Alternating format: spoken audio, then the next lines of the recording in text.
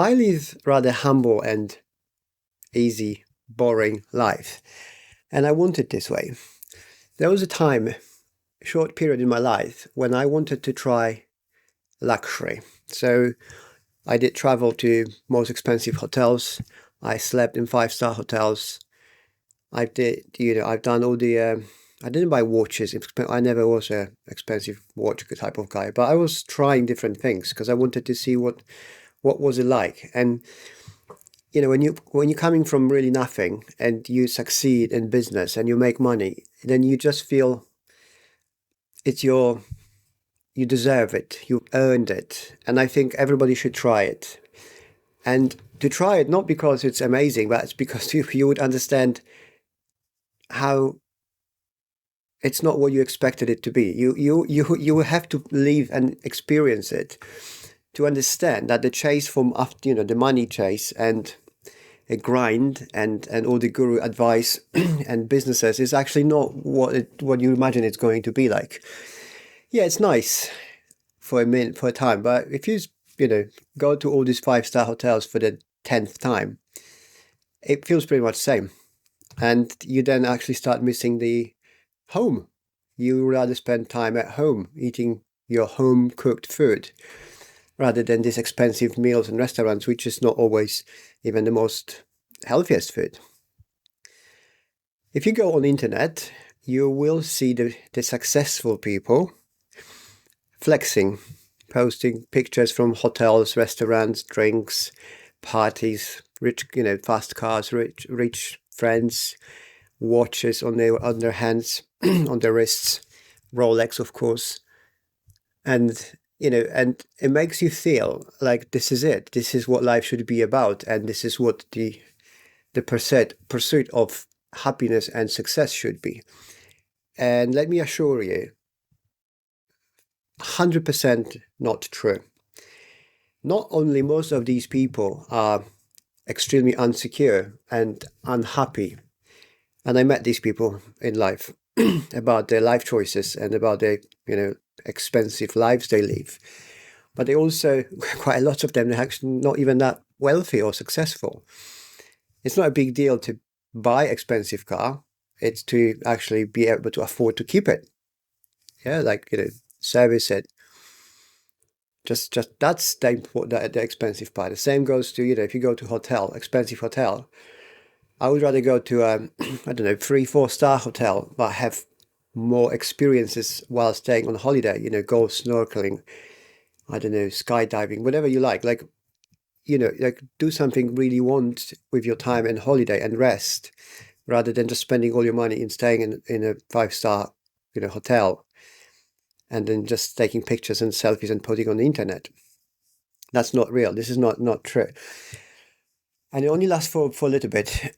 And when you realize that most of these people, they have nothing else to do in their lives, this is the whole purpose of them existing, you realize how sad it is and how much the success it can actually be a curse. For lots of people, success is actually a curse, I believe, because they became slaves to the mindset of richness, of luxury. They just chase money. Then they worried about keeping the money, how to keep it, how not to lose it, investing, always something. Whether somebody's got no money, they just can, as you know, it's everybody say that. You go to some poor country and you see how happy people are. So the money thing and success you see on the internet is not real, and it can be very much a trap. It's good to have money. I'm not the guy who's going to say money is not bringing you happiness. Yeah, it does bring you lots of happiness, and it's good to have it. It's important, but it's not the most important thing. And if you see these people on flexes, flexing on that, they have nothing else going on in their lives. The whole life is all about having another day, having another success, having another party, more pictures, more likes, more clicks. And it's very easy to lose yourself in this. And this is my experience. This is the part of success not many people want to talk about. When you understand that these people you follow on X or on YouTube claiming, the success is this and this and that, and it's only great and you have to buy things, when you realize they actually have no families, no real friends, or very few, then you see through who they really are. It's very interesting when you notice that there are some videos or some people they claim they make all this money to have faster cars, cleaners, chefs, right? So everything is like people do things for them, and this is like wow, it's amazing. So then they have more time. But the question is like, why do you need more time? What do you need more time for? Is it just so you can get drunk and go to party? Like, is that it? Is that the purpose of success and or reason for success and life? Like, that's definitely not. We see others telling us that replacing everyday life pleasures is what we should be actually looking for. Let's say cooking or eating together. That, for me, cooking is the time where I can actually slow down. I can stop thinking about business or work, where I can actually focus on preparing meal for my family, which we will later share, and eat together, and we're gonna have conversation. Why would I want to replace this? The only reason you would want to replace this because you have nothing else going on in your life. So eating by yourself or cooking for yourself or for your girlfriend, which you're not even, formalized and not making a real connections. It's just you're just trying to avoid it. It's like escapism, right? And I think we've lost the reason for our day-to-day living, the presence, because cleaning, driving, cooking is a part of our go-to life. This is the experience of living. This is what it used to be. If you go have a look at the old pictures or paintings, just today I was watching this painting from like 18th century or 19th century about I think that was Polish village people in the village, and I was watching this what people were like, what was it all about on the painting, very realistic painting, and the people were just having human reactions and human. You could see in the picture, obviously that was a picture, but you could feel these human interactions there. Somebody was walking, somebody was just, there was a woman holding a baby, feeding a baby, there was somebody dancing. It was very human. And we're now living in times when everything has to be done faster, sooner. We need more time to do more things which have less meaning. And we keep chasing those things, telling ourselves this is what success is, this is where we should be heading to as successful entrepreneurs or business people. And this is why people should be making money. These are not, I think there's a reason why people are less happy, more anxious as we more progress. And I'm not against progress. I think it's a good thing, and obviously you can't stop it.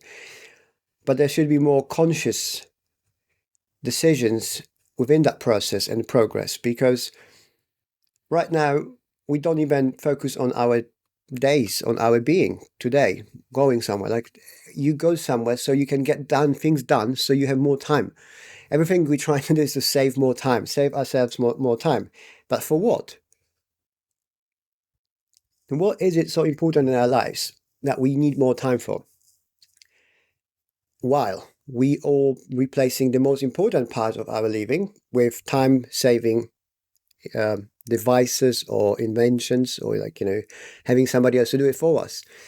I remember the other day my wife was folding clothes after washing them, and I was like, oh, I said something like, oh, this looks boring, but she was like, no, it's actually not, because she sat down and she was thinking about like looking at his clothes as kids growing and being present. Folding clothes was ultimate human experience at that time. And you don't need to be a successful businessman to do so, right?